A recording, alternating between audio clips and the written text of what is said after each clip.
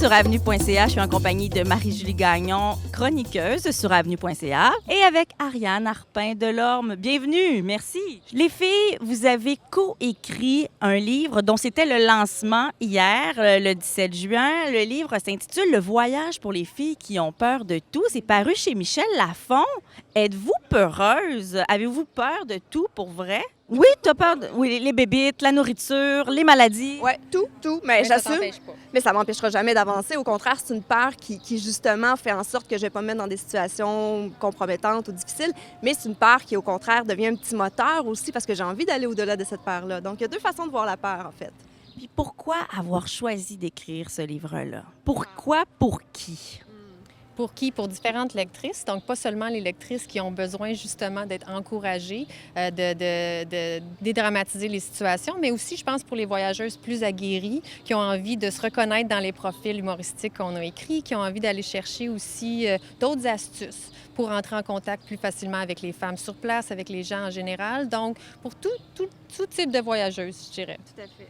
Et qu'est-ce que ça contient concrètement? Des anecdotes, des conseils, des images? Bien, en fait, Ariane est conseillère en voyage, déjà, il faut le dire. Elle a une expertise terrain très, très forte. Elle a beaucoup voyagé, elle a vécu toutes sortes d'expériences. Donc, tout ce côté-là d'Ariane est très présent dans le livre parce qu'on sent vraiment les conseils de pro. Elle en fait partie.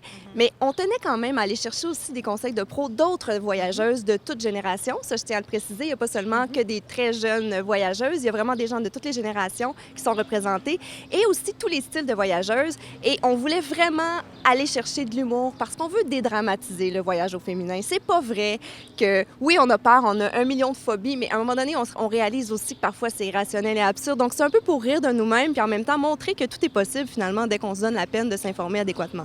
Comment ça a été l'expérience d'écrire à 4 mains? Bien, moi, en fait, pour mon premier livre, ça a été une super expérience. J'ai eu la chance, justement, d'écrire avec Marie-Julie.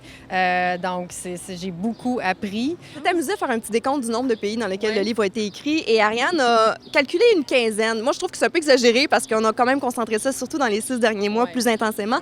Mais quand même, il y a été au moins 2 mois où tu étais à Bali pendant que tu écrivais.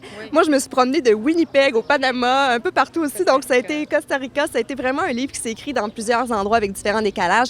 Et à 4 mains, c'est vrai qu'on pense toujours « Oh, ça va être 2 fois moins de travail ». Mais en bout de ligne, c'est 2 fois plus de travail parce qu'il y a beaucoup d'allers-retours. On veut être d'accord aussi sur chaque partie. Mais je pense aussi qu'on est très complémentaires dans nos expériences. Donc, ça fait en sorte que, bien, je pense pas que ce livre-là aurait eu la même saveur si on l'avait écrit chacun de notre côté. Qu'est-ce qui a fait? Quel a été le déclencheur pour l'écriture de ce livre-là? Est-ce parce que vous voyez vraiment que les femmes voyagent plus ou que les femmes ont vraiment peur et qu'il fallait leur offrir un guide? Bien, 2 choses, je pense. D'abord, Ariane reçoit beaucoup de femmes en consultation dans le cadre de son travail comme conseillère en voyage.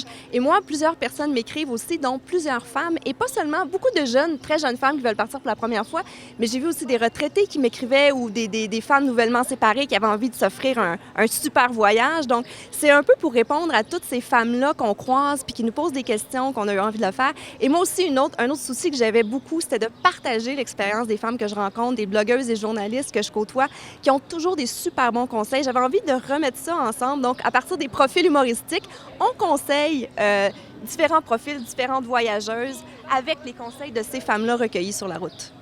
Ariane Arpin-Delorme et Marie-Julie Gagnon, bravo pour ce livre-là. Le voyage pour les filles qui ont peur de tout, c'est publié chez Michel Lafon. Bonne chance et bon voyage parce que c'est sûr que vous allez partir bientôt. Hein? Sans peur, sans regret.